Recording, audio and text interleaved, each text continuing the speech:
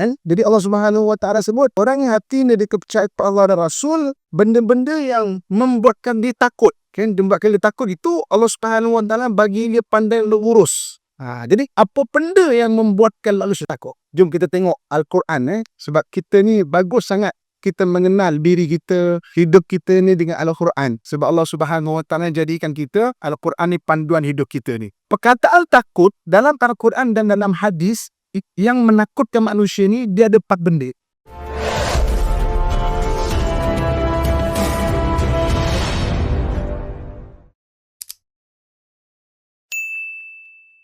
Bismillahirrahmanirrahim. Assalamualaikum warahmatullahi wabarakatuh. Innal hamdalillah nahmaduhu wa nasta'inuhu wa nastahdi wa nastaghfiruh wa natubu ilaih. Wa na'udzu billahi min syururi anfusina min sayyiati a'malina. Man yahdihillahu fala mudilla lahu wa man yudlilhu falan tajida lahu waliyyan mursyida. Asyhadu an la ilaha illallah wahdahu la syarika lah wa asyhadu anna Muhammadan abduhu wa rasuluh. Allahumma salli wa sallim ala sayyidina Muhammad wa ala alihi wa ashabihi ajma'in. Amma ba'd. Alhamdulillah yang dirahmati Allah, Tuan Pengerusi Majlis, seterusnya kepada Nazir Masjid yang penuh barakah ini, Ahli Jawatan Kuasa, Tuan Imam, Tuan Jilal, para ustaz, para ustazah, tuan-tuan haji, puan-puan hajah, seterusnya kepada seluruh ibu-ibu, kakak, abang-abang, ayah-ayah, saudara adik yang saya sayangi dan saya doakan kebaikan sekalian. Syukur kepada Allah Subhanahu Wa Taala dengan limpahan kurnia dan rahmatnya malam ni dapat sama-sama kita berada dalam perkongsian ilmu dan mudah-mudahan beri manfaat kepada kita insya-Allah. Jadi pada malam ini saya suka nak kongsikan satu ayat Quran yang sering kita dengar dan kita baca. Jadi bilangannya diulang sebanyak 14 kali dalam Al-Quran. Allah Subhanahu Wa Taala menyebut keadaan orang beriman itu la khaufun alaihim wala hum yahzanun. Dia tidak ada ketakutan pada mereka itu, wala hum yahzanun, dan tidak pula dia bersedih. Jadi maknanya 14 kali yang ini diulang oleh Allah Subhanahu Wa Taala dalam Al-Quran. Jadi maknanya orang yang hatinya ada kepercayaan kepada Allah dan Rasul, satu anugerah yang Allah bagi kepada dia, dia bukan tidak ada perasaan takut, tapi dia dapat mengurus benda yang menakutkan dia dan juga benda yang menyedihkan dia. Sebab perasaan takut dan sedih ini adalah kemanusiaan. Kita ni kan manusia, kita bukan robot. Kita bukan telefon, handphone. Tak suka ada button delete, kita boleh delete. Kita manusia. Jadi sifat-sifat hati itu dia bercampur-campur. Antara sifat hati yang bercampur ni adalah takut dan juga sedih. Dan kalau kita tengok perbahasan moden dalam buku rujukan bagi kesihatan mental, psikologi, psikiatris dipanggil DSM-5, Diagnostic Statistical of Mental Disorder. Disenaraikan ada lebih 1,800 mental disorder. Mental disorder ni penyakit mental. Dulu waktu kita kecil-kecil, kalau kita sebut penyakit mental, kita cuma nampak orang pakai baju compang-camping, duduk bawah jambatan, pakaian tidak terurus, main pitak, makan pun tidak terurus. Rupanya penyakit mental ni ada lebih 1,800. Dan tidak sedikit yang berkaitan dengan takut dan juga sedih. Daripada takut orang jadi anxiety, daripada takut dan sedih orang jadi depression, takut orang jadi berhalusinasi, dengan takut orang jadi apa lagi, macam-macam lah yang penyakit-penyakit mental ni, tidak sedikit. Jadi sebab itu kita manusia, kita tak nafi kita ada sifat takut dan sifat sedih tu, tapi orang yang hatinya ada kepercayaan kepada Allah dan Rasul, dia boleh manage benda ini sampai takut dan juga sedih tidak memberi mudarat kepada kita. Tuan-tuan muslimin dan muslimat ini matalah sekalian. Kita mulakan dengan kita cerita kenapa Allah Subhanahu Wa Taala menggunakan perkataan khaufun. Khaufun ni makna takut. dia tidak menggunakan perkataan perbuatan. Allah tak sebut la yakhafun walahum la yakhafun alaihim walahum yahzanun. Tapi kenapa khaufun? Khaufun ni ketakutan. Kalau yakhafun dia perbuatan. Maknanya sifat hati yang ada. Takut, ada takut, kadang-kadang tak takut. Tapi khaufun ni adalah ketakutan. Benda-benda yang membuat manusia tu menjadi takut. Jadi Allah Subhanahu Wa Taala sebut orang yang hatinya dipercayai kepada Allah dan Rasul, benda-benda yang membuatkan dia takut. Membuatkan dia takut itu Allah Subhanahu Wa Taala bagi dia pandai lurus. Jadi apa benda yang membuatkan manusia takut? Jom kita tengok Al-Quran sebab kita ni bagus sangat kita mengenal diri kita, hidup kita ni dengan Al-Quran. Sebab Allah Subhanahu Wa Taala jadikan kita Al-Quran ni panduan hidup kita ni. Perkataan takut dalam Al-Quran dan dalam hadis yang menakutkan manusia ni dia ada 4 benda. Dia ada 4 benda. Yang pertamanya disebut sebagai asyarru. Asyarru ni maknanya perkara yang mencetuskan bahaya. Asyarru ni kejahatan yang mencetuskan bahaya.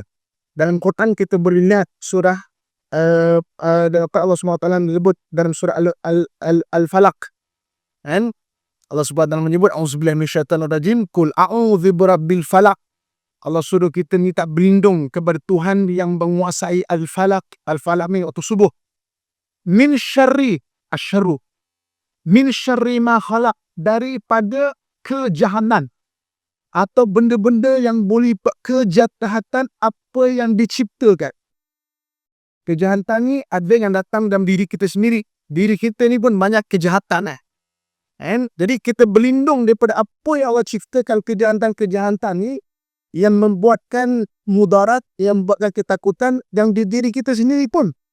Ada yang dalam diri kita sendiri. Tuan-tuan sekalian, saya bila baca kajian-kajian tentang kemanusiaan ini, saya ketaring dengan satu kajian yang dibahaskan oleh Dr. Paul MacLean.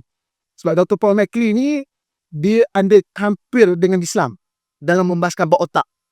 Otak ni perbahasan dia banyak. Teori dia banyak. Tapi saya tengok Dr. Paul MacLean ni dengan apa yang Islam bahaskan, ada hampir. Apa dia? Dia membahaskan otak ni terbahagi kepada 3. Satu dipanggil neurocortex. Neurocortex ni benda kita belajar benda baru. Tuan-tuan malam ni belajar kalau benda baru itu dekat neurocortex kita. Ataupun dalam bahasa Arab dia panggil aklul insani, akal manusia. So akal manusia ni kurang lebih 80% dia belajar benda baru, timbul pengalaman baru, kita aktif berfikir, itu aklul insani. Dekat bawah aklul insani dia ada dipanggil aklul rohani, akal rohani, ataupun dalam bahasa neuroscience penama Dr. Paul MacLean ni limbik ni kat bawah lebih kurang 10% lebih kurang dia tempat letak emosi, tempat letak ingatan jangka masa panjang. Kemudian dia ada reptilian brain, aknul hayawani. Reptilian brain ni otak yang protect diri kita tanpa kita berfikir. Contoh kita bernafas, kita tak payah fikir. Itu yang kontrol dia adalah reptilian brain ataupun aknul hayawani. Kita hari ni pegang benda panas, kita tak payah analisa. Panas ya. Kena tarik ke tak jari ni Kena tarik ni, kalau dah hangus jari ni Berfikir je 2 minit, hangus tarik hari ke ni. Tapi kenapa kita tarik? Itu aklul hayawani, al-katul reptilian brain punya apa nama? Punya reaksi Okey. Kalau orang marah daripada neurocortex dia rasa tak kuat hati, dia turun pada limbik, dia turun pada rohani, akal rohani. Sebab emosi ni dekat akal rohani kita. Okey. Kalau marah tu tidak dikawal, tadi tuan-tuan boleh search. Saya bagi dia punya kajian. Ada satu keadaan dipanggil amygdala hijack. Amygdala hijack ni adalah keadaan di mana daripada limbik di hijack kepada reptilian brain. retin break. Dia jadi aklul hayawani. Sebab itu orang kalau marah tak dikontrol, dia jadi haiwan.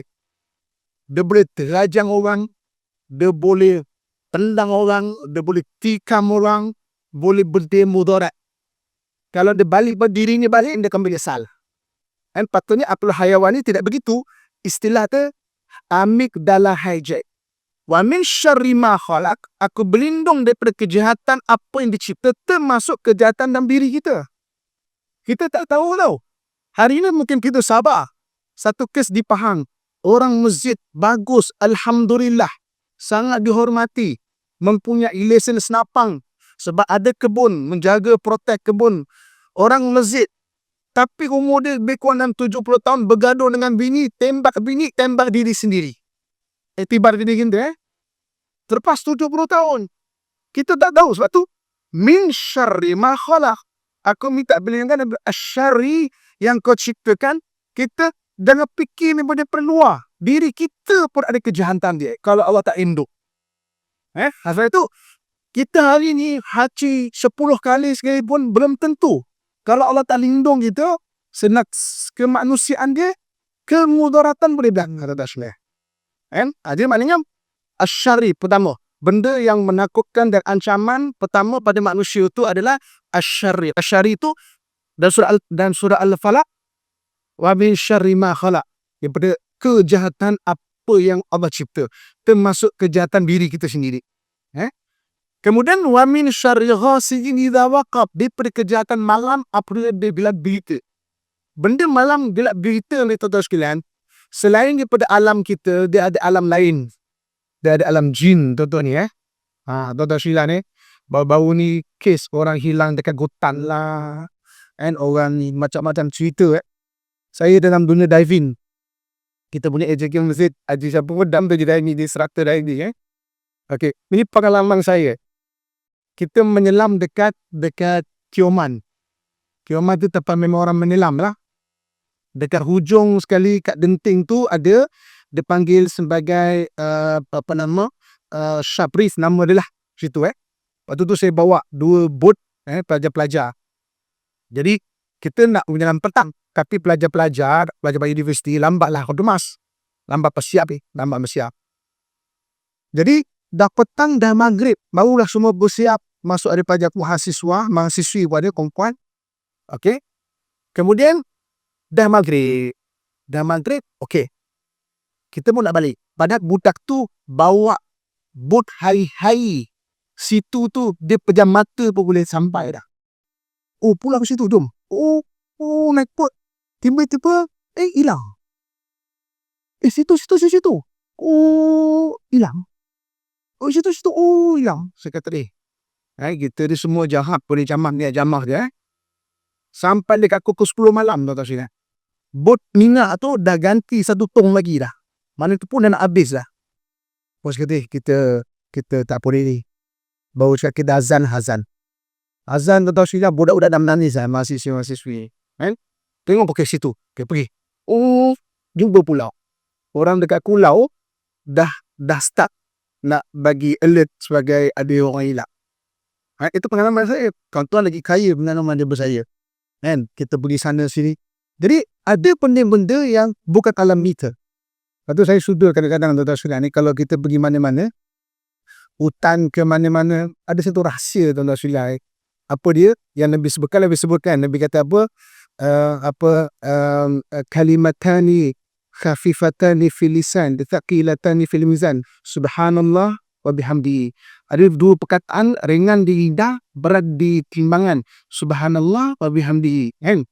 Subhanallah ni kalau kita tengok ayat-ayat Quran, bertasbihlah kepada Allah apa yang berada di langit dan apa yang berada di bumi.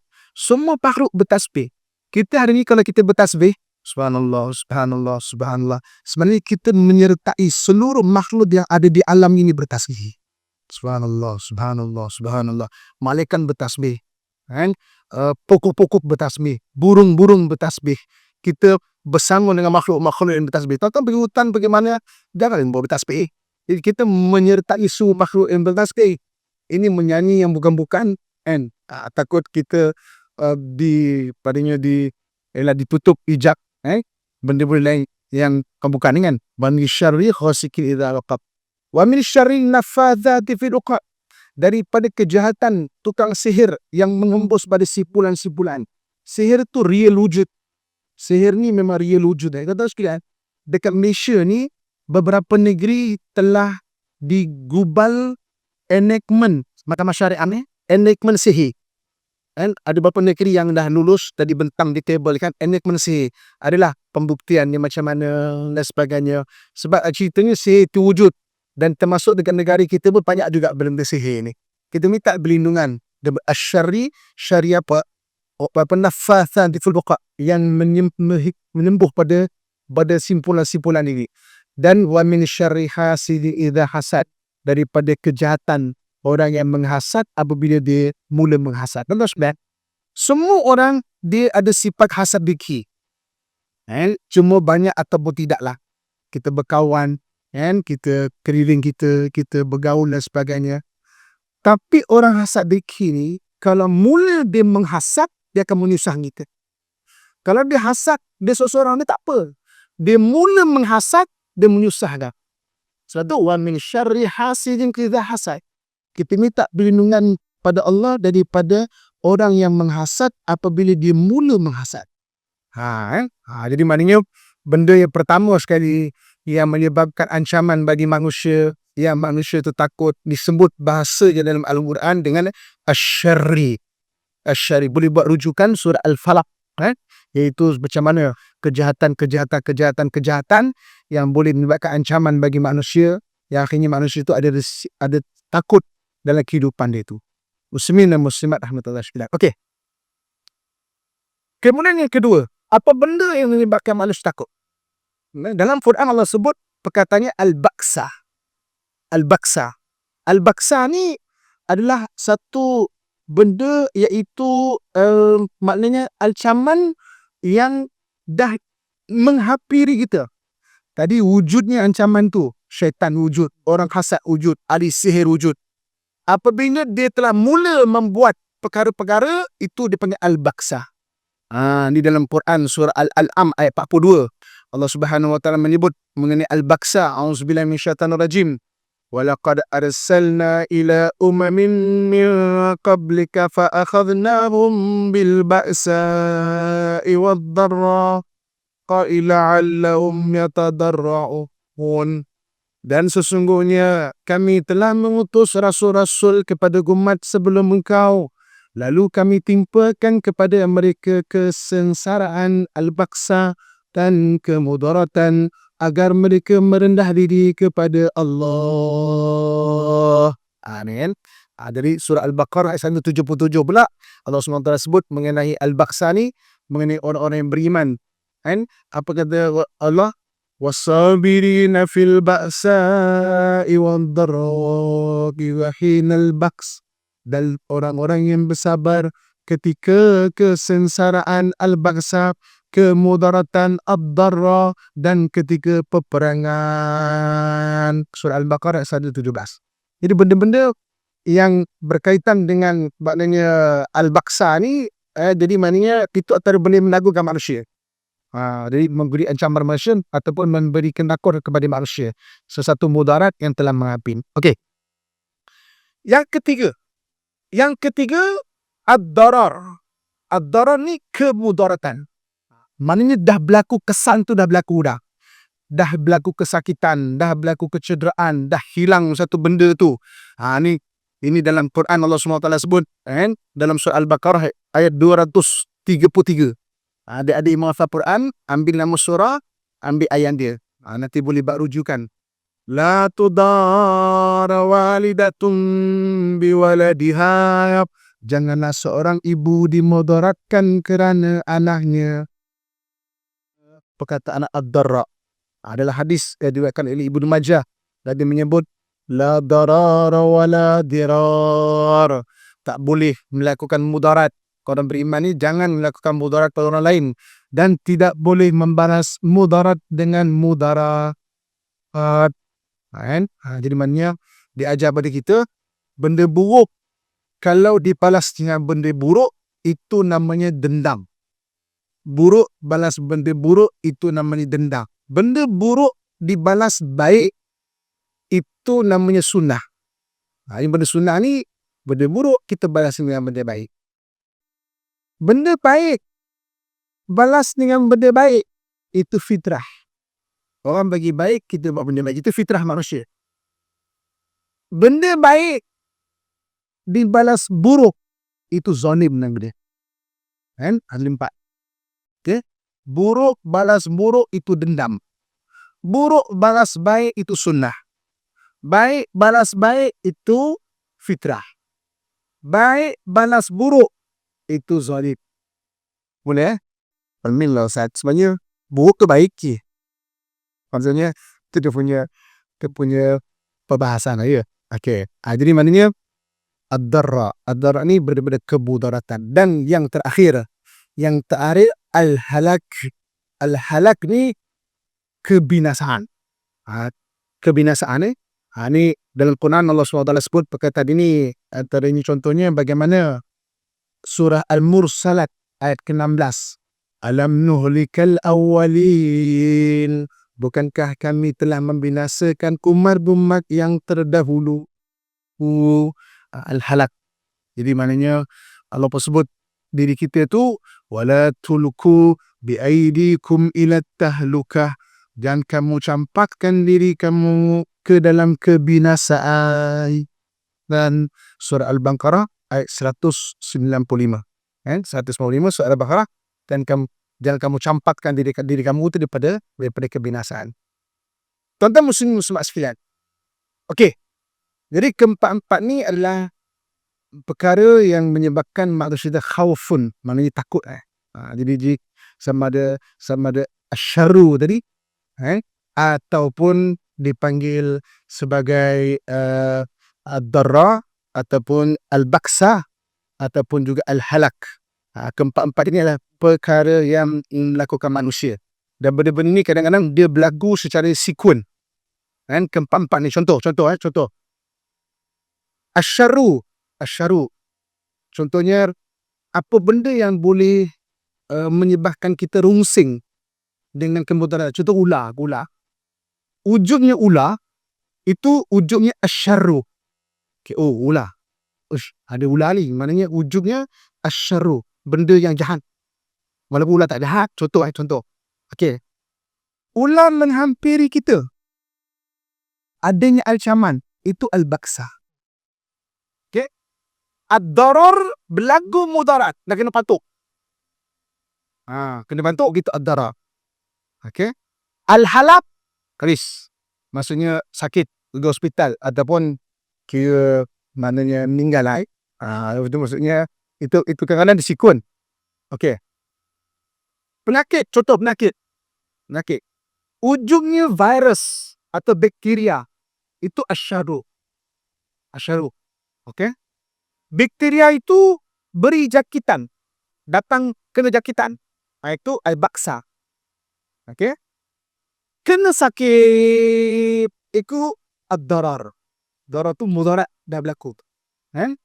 Al-halak masuk hospital ataupun sudah masa demat. Itu maknanya al-halak. Okey. Macam tu juga dengan suruh syaitan. Ujungnya syaitan tu sendiri adalah asyarru. Syaitan ni dia datang tu dengan dua cara. Satu cara membisik-bisik ke hati. Kalau tak boleh, dia datang secara yang ganggu zahir ni. Sihir ataupun ganggu zahir ni kan. Tu situ syaitan. Ujung ni asyarru tu syaitan. Dia datang dengan bisikan. Ataupun datang dengan jelmaan-jelmaan. Itu al-baksa. Kita rasa takut. Takutlah. Itu ad-darar. Ataupun jadi sangkit. Ada orang kadang-kadang sebab syaitan tu maksudnya gangguan dia boleh jadi sakit dengan izin Allah Subhanahu Wa Taala. Itu ad-darar. Al-halak.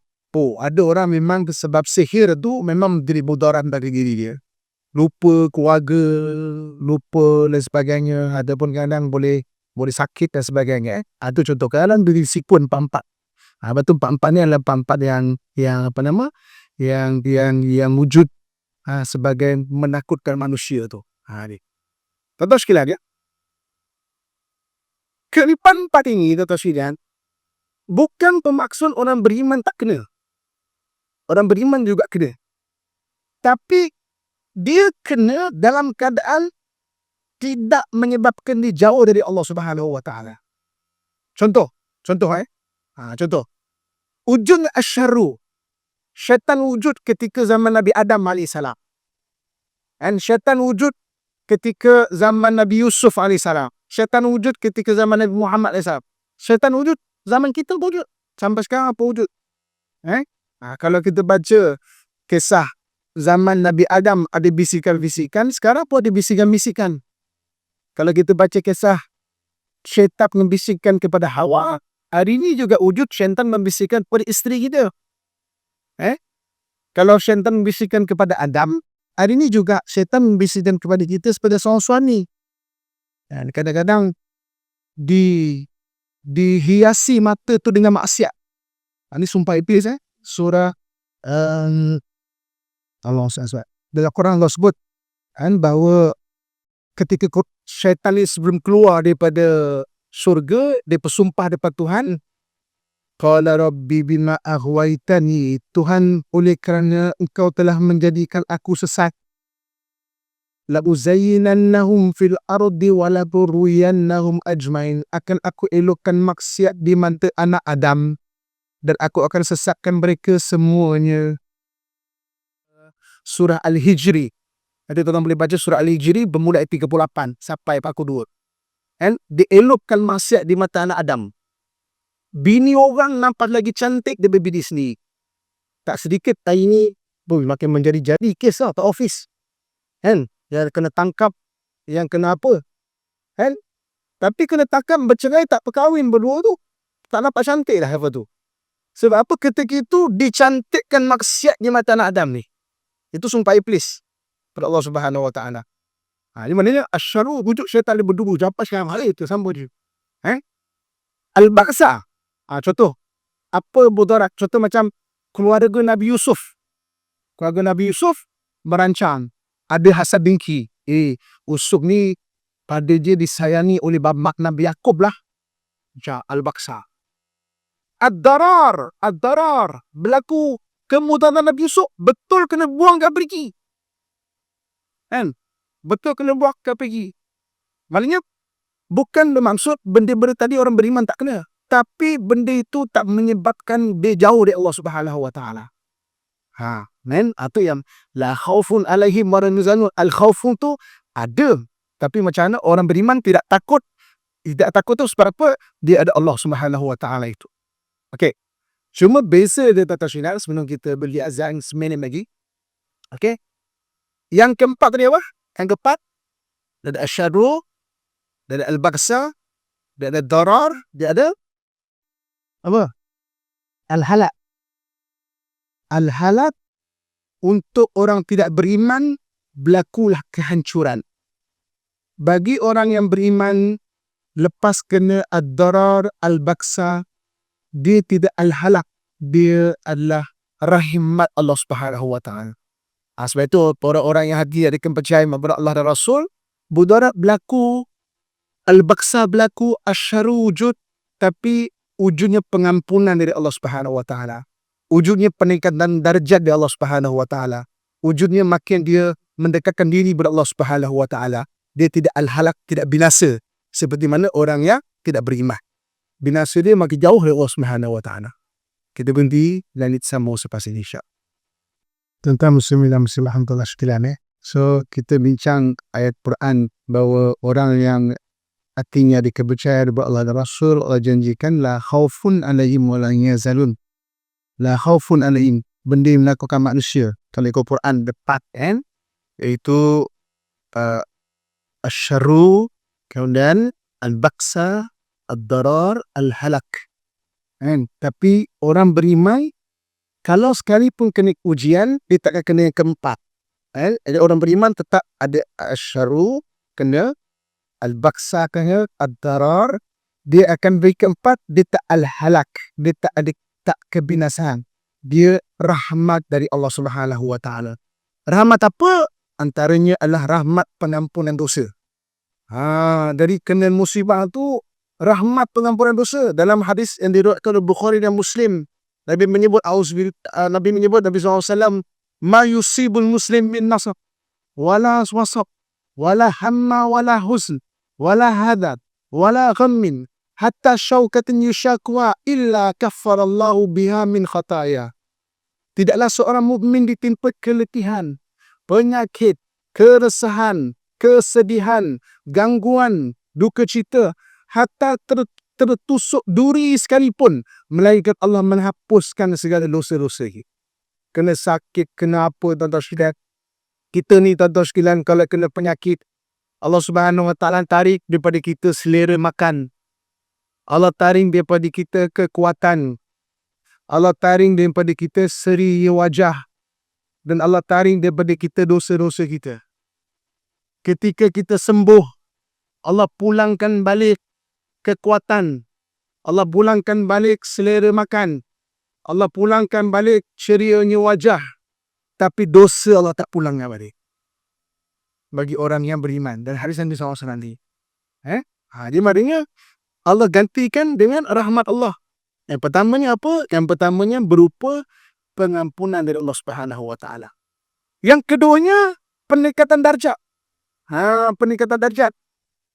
Jadi Allah Subhanahu Nabi SAW dalam hadis menyebut bahawa inna rajulan la yakunu lahu indallahu manzila fama yablugha bi'amalin fala yazarullahu yabtalihi bima yakrahu hatta yuballighul iyah. Sesungguhnya seseorang mempunyai satu darjat di sisi Allah yang tidak mampu dicapainya dengan amalan semata-mata. Maka Allah terus mengujinya dengan perkara dibencinya sehingga Allah menyampaikan kepada darjat tersebut. Rawahul Abu Ya'la dan disokong oleh riwayat-riwayat yang lain. Kadang-kadang kita doa pada hari ini, ya Allah, aku minta syurga, ya Allah. Aku minta supaya direzekikan dekat akhirat syurga, ya Allah. Kita minta ayahi doa, ikhlas kita doa. Malaikat kanan kiri ni tengok kita, Tuhan, macam mana nak bagi syurga, ya Allah? Sembahyangnya lewat-lewat. Sembahyang ingat benda lain. Puasanya, Allah, buka tu macam perut sampai dekat kaki. Makan go penuh kaki kanan. Makan penuh kaki kiri. Macam makan tu lebih penting lagi.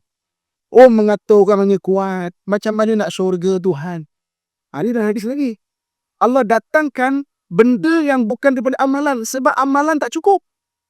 Allah datangkan ujian untuk diangkat darjat layak dia ke syurga. Jadi maknanya ujian rahmat Allah ada berbentuk peningkatan darjat. Ada berbentuk pendidikan jiwa. Dalam surah Al-Baqarah ayat 155 Allah sebut diuji manusia itu wal nabluwannakum dengan ini berbagai-bagai wa basyiris sabirin, berita gembira kepada orang-orang yang sabar. Ada kadang-kadang diberi kekuatan hati itu untuk jiwa tu. Untuk jiwa tu supaya lebih kental lagi dengan ujian-ujian tu. Ada Allah Subhanahu wa taala maknanya nak bagi penilaian baik. Ini dalam surah Al-Baqarah 216. Allah SWT 216 Allah menyebut auzubillahi minasyaitonir rajim wa asa an takrahu syai'an wa huwa khairul lakum. Boleh jadi kamu membenci sesuatu perkara padahal dia baik buat kamu. Maknanya Allah nak ganti ni lebih baik. Jadi tuan-tuan sekalian, maknanya Allah SWT bagi orang beriman, dia kena asyaru, dia kena al-baksa, dia kena ad-darra, tapi dia takkan kena al-halak. Dia dapat yang bagi orang beriman, dia dapat rahmat dari Allah Subhanahu wa taala yang kita cerita tadi dah. Allah ganti dengan bel-belian Allah SWT beri itu. Bagi orang yang tidak beriman, dia juga diuji macam mana orang beriman, tapi endingnya apa? Al-halak. Kebinasaan, makin jauh dari Allah Subhanahu wa taala. Dan kita tengok sejarah Namrud. Dia cuba nak memudaratkan Nabi Ibrahim AS. Dia sendiri pening. Dia sendiri rasa tak tenang. Allah datangkan nyamuk pada tuan-tuan. Nyamuk dia. Tuan-tuan sekalian, sampai sekarang statistik paling banyak membunuh manusia haiwan ni tuan-tuan sekalian, bukan ular tau. Nyamuk tuan-tuan sekalian. Sampai sekarang nyamuk. Dengan penyakit dengginya, dengan penyakit malaria ya. Sampai sekarang statistik Allah cerita Namrud tu dengan nyamuk, dimudaratkan dengan nyamuk. Pun makin jauh dari Allah Subhanahu wa taala.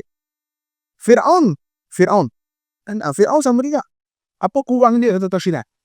Tapi dia berhadap dengan Nabi Musa, makin teruk, makin tak boleh tidur, makin jiwanya tak tenang. Akhirnya makin jauh dari Allah Subhanahu wa taala. Allah Subhanahu wa taala kalau nak beri seorang itu syurga dekat akhirat, dia akan bagi syurga itu di dunia lagi tuan-tuan sekalian.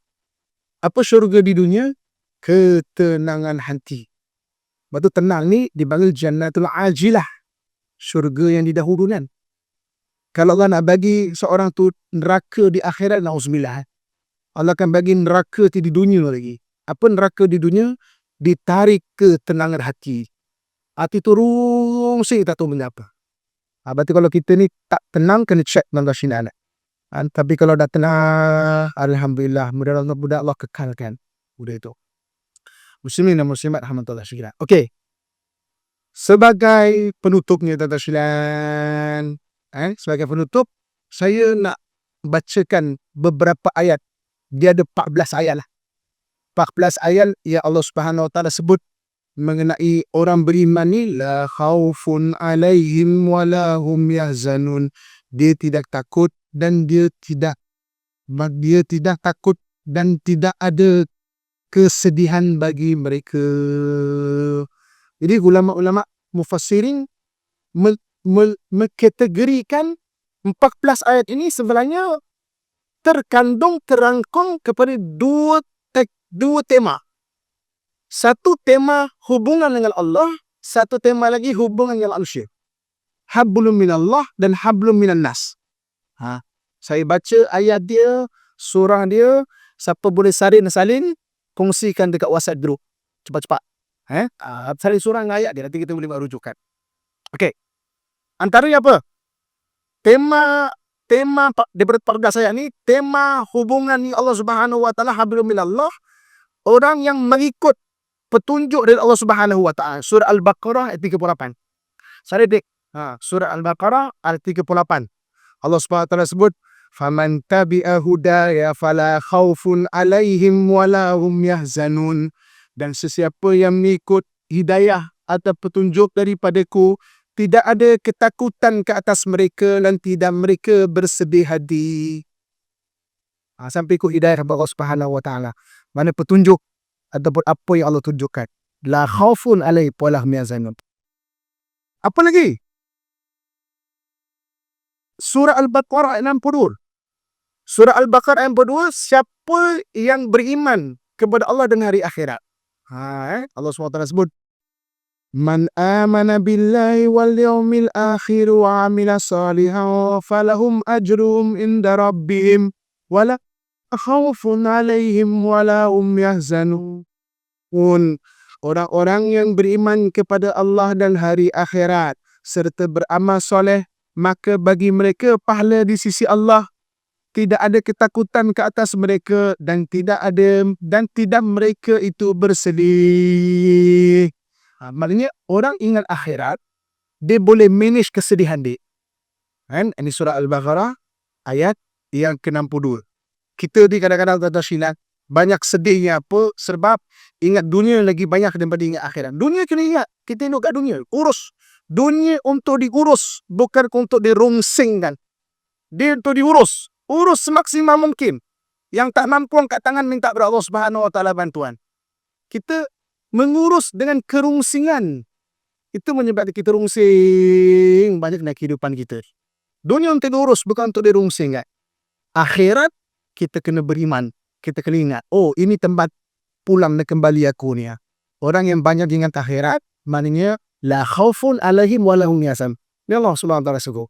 Jadi kalau hari ni kita, kenapa hati ni macam tak tenang, rungsing gitu kan? Tengok, banyak ingat dunia atau banyak ingat akhirat. Dunia kena ingat, tapi ingat dunia ni tu diurus. Bukan untuk dirungsikan. Okey. Kemudian surah Al-Baqarah ayat 112. Orang yang muhsin. Muhsin ni orang yang suka buat baik. Buat baik ni apa? Bersedekah ke? Berbuat baik pada mak ayah ke? Berbuat baik pada isteri ke? Bagi nafkah dengan sebaik-baiknya ke? Berbuat baik pada suami ke? Itu muhsin. Muhsin ni daripada perkataan hasan. Hasan ni mana baik? Allah SWT sebut dalam Quran surah Al-Baqarah ayat 112. Bala man aslama wajhahu Allahu wa huwa muhsin falahu ajruhu inda rabbih wala khawfun alaihim wala hum yahzanun. Barang siapa yang menyerahkan dirinya kepada Allah dan berbuat kebaikan wa huwa muhsin, maka baginya pahala di sisi Allah, tidak ada ketakutan ke atas mereka dan tidak mereka bersedih. Orang banyak buat baik, Allah pelihara hati dia tetap sedih. Kemudian apa lagi? Antara lain istiqomah. Istiqomah ni konsisten dalam membuat amalan. Walaupun sikit. Tuan bersedekah, kalau tak biasa bersedekah, jangan sedekah banyak-banyak. Takut sedekah banyak-banyak, sekali, lepas tu setahun tak bersedekah. Lepas tu mengungkit, teringat, tak jadi tidur. Biar sikit tapi banyak kali. Tak biasa bersedekah, bagi 100 setahun. Tapi ingat datang malam, aku dah bagi dia muzik ku 100 sebenarnya. Tak apa dia buat tu kan. Jadi,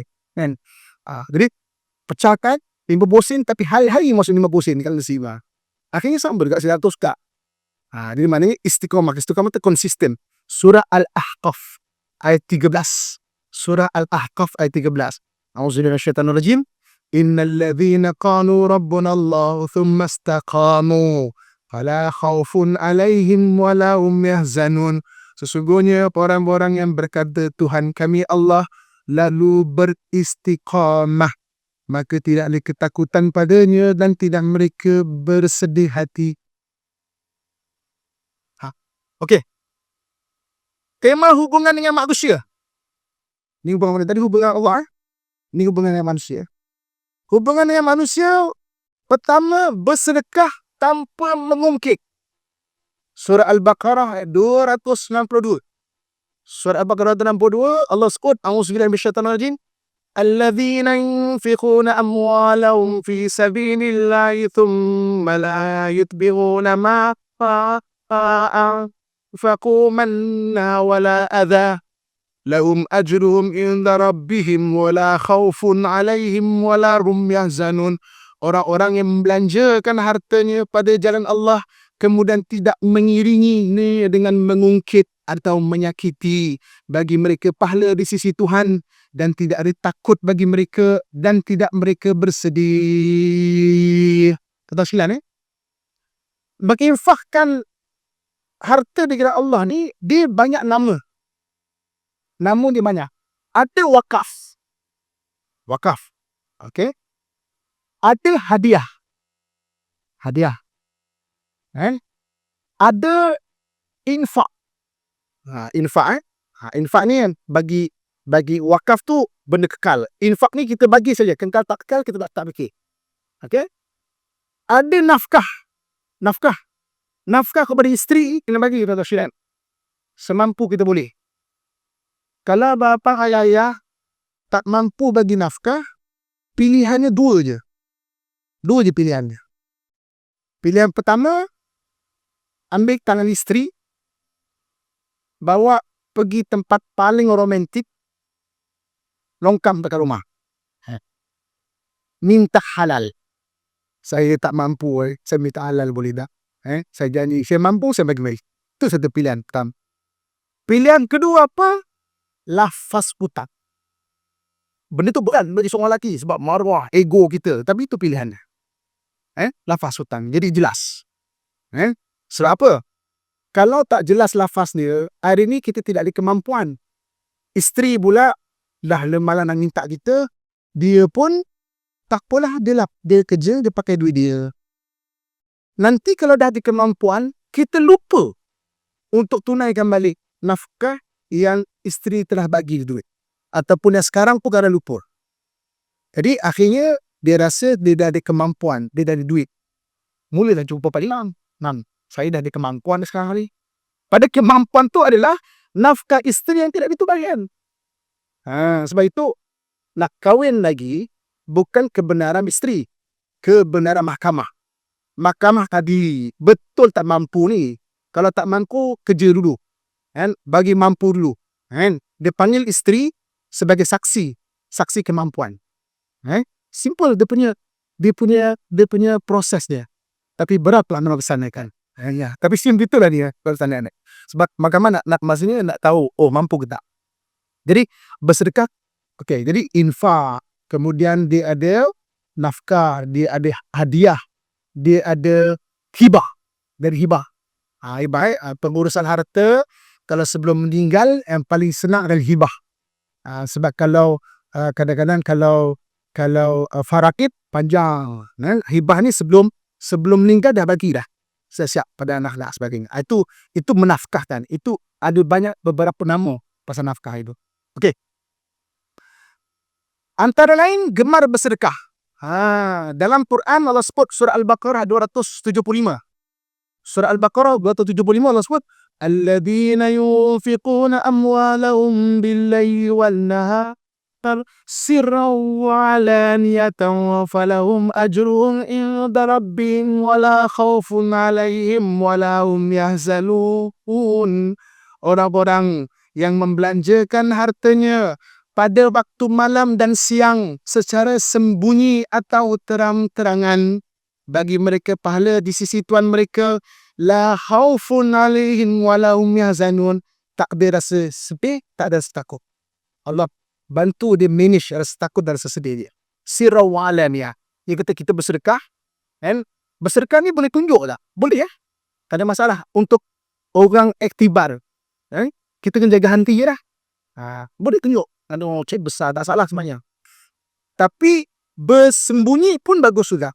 Dia kita jaga hati kita je.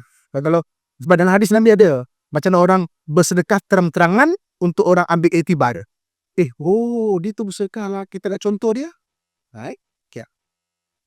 Okey. Antara lain apa? Surah Al-An'am ayat 48. Orang yang membuat islah. Islah ni memperbaiki sesama manusia. Faman amana wa aslaha fala khaufun alaihim wala hum yahzanun.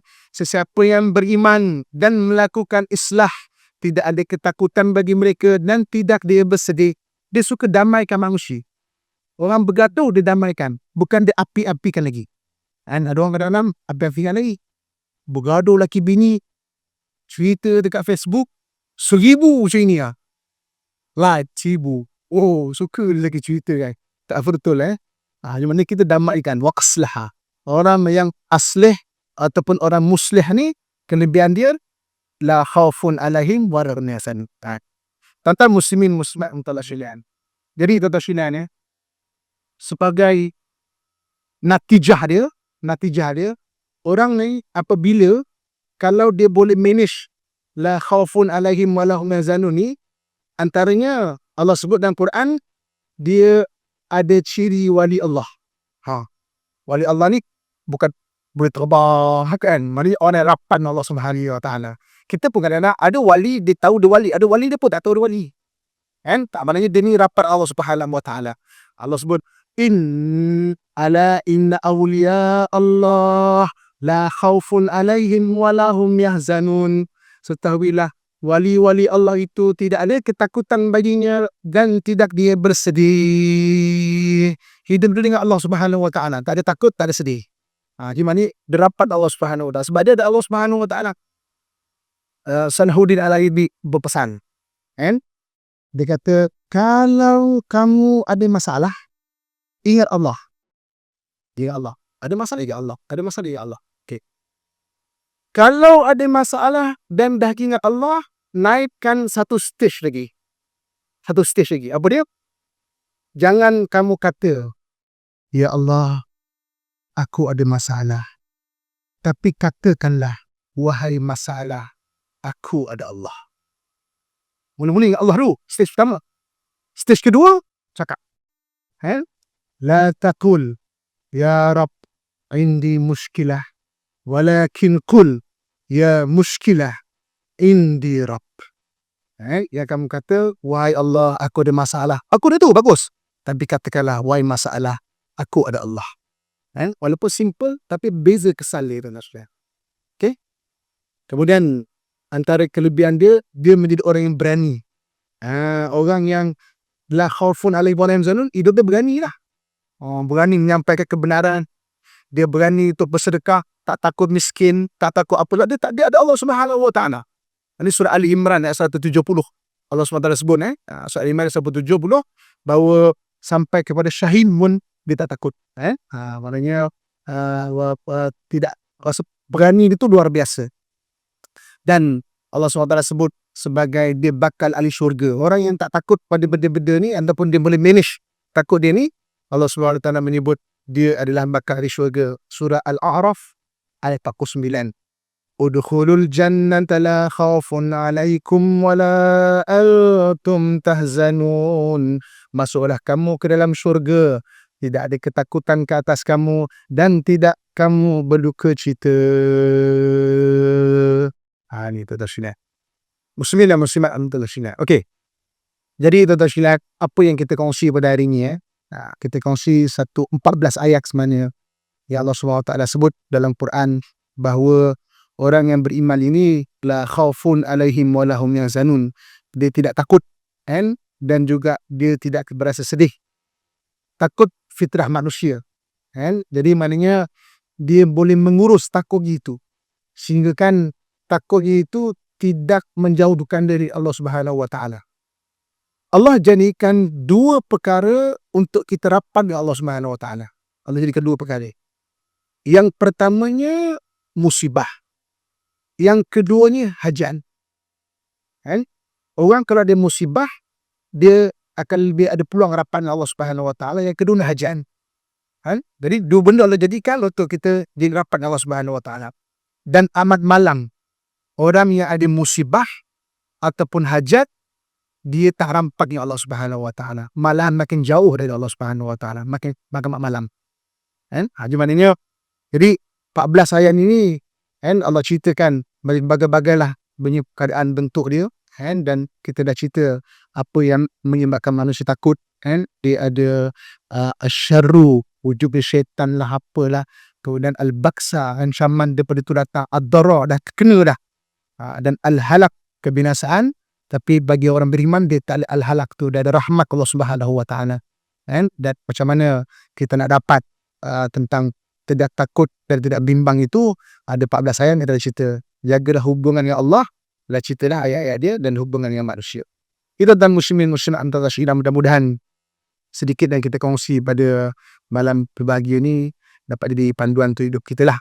Supaya hidup kita ni, tuan-tuan sekalian, sentiasa tenang dengan Allah Subhanahu wa taala. Umur umat Muhammad tak panjang. Nabi SAW sebut umat Muhammad ni baina sittin wa sadangin. Umumnya antara 60 ke 70 tahun umum dia. Baina sittin wa sabin. Ada yang kurang daripada tu. 40 sekarang pun dah tak ada jantung lah, apalah. Ada yang lebih daripada tu. Okay? Sekarang ni 40 banyak meninggal, 50 pun banyak tak ada dah. 60 meninggal, 70 dah jarang-jarang, 80 lagi jarang, 90 orang plek. Hidup lagi ke? Belajar filem aja itu. Baina sittin wa sabin. Itu umur Muhammad. Jadi itu sekalian, jangan biarkan hidup kita ni ada benda yang kita rungsi, ada benda kita sedih, ada benda kita takut. Rugi hidup. Jadi rungsing, sedih, takut, ubat. Jangan biarkan dia ada kita. Ada orang hari ni, daripada kecil kan, daripada perut mak, rezeki tak kutus. Lahir-lahir, Allah bagi susu ibu tu, tak kutus. Kemudian, tak ada gigi, ada je makanan. Masuk sekolah, makanan ada. Masuk universiti, bekerja. Nak pencin kok, rungsing besar rezeki. Macam mana sebenarnya? Pencin tak cukup ni. Dah Allah bagi rezeki sampai umur 55 tahun tak putus. 56 tahun nak rungsing besar rezeki. Kenapa tuan-tuan sekalian? Ini maknanya Jangan bazirkan masa kita dengan kerungsingan. Kita rungsing pasal anak, tuan-tuan. Anak doakan, dia ada takdir dia. Takdir kita tak pernah sama. Kita dengan bapa kita pun tak sama, kita dengan anak kita pun tak sama. Khalas. Berjalan atas takdirmu, hai anak. Mak dah sediakan pelajaran, mak dah sediakan, kau jalan dengan takdir kau. Tinggal mak doakan dia. Dengan ayah doa. Kenapa nak rungsing? Kita tak perlu rungsing, kita kena urus. Jangan rungsing. Tak kahwin rungsing, dah kahwin nak bercegai rungsing, cucu macam mana diurusing. Dia ada takdir dia. Berjalan dengan takdir dia. Kita ada takdir kita. Kenapa perlu rungsing? Doa kan? Allah kan adil. Macam mana Allah jana bapa kita, antuk kita, hari dia jaga anak kita, dia jaga cucu kita. Alas. Harinya berjalan dengan takdir. Kenapa nak biarkan diri rungsing, susah hati? Hidup tak panjang. 50-60 tahun dia umur Muhammad. Jadi biarlah setiap saat tu tenang, ya Allah Subhanahu Wa Taala. Ada rungsing, ya Allah hilangkan kerungsingan aku, ya Allah. Aku keadaan Engkau Tuhan. Ada sakit hati, ya Allah, aku maafkan, ya Allah. Ada tak puas hati, ya Allah, kau berilah ubat ke hati aku. Minta Allah Subhanahu Wa Taala. Biar hidup kita tenang. Jadi senyum kan, tenang, bahagia. Dan akhirnya hati itu mutmainnah. Dan Allah sebut bakal syurga, ya ayyatuhan nafsul mutmainnah, wahai orang yang mempunyai jiwa yang tenang, irji'i ila rabbiki radiyatan mardiyah, balik pada Allah dalam keadaan reda lagi dia reda. Tenang. Allah panggil ahli syurga itu sebagai orang yang tenang di beri. InsyaAllah panjang umur rezeki, jumpa lagi. Aku lu qauli ma sami'tum, astaghfirullah li wa lakum wa lisairil muslimin fa ya fawzal mustaghfirin wa ya najatat taibin. Assalamualaikum warahmatullahi wabarakatuh.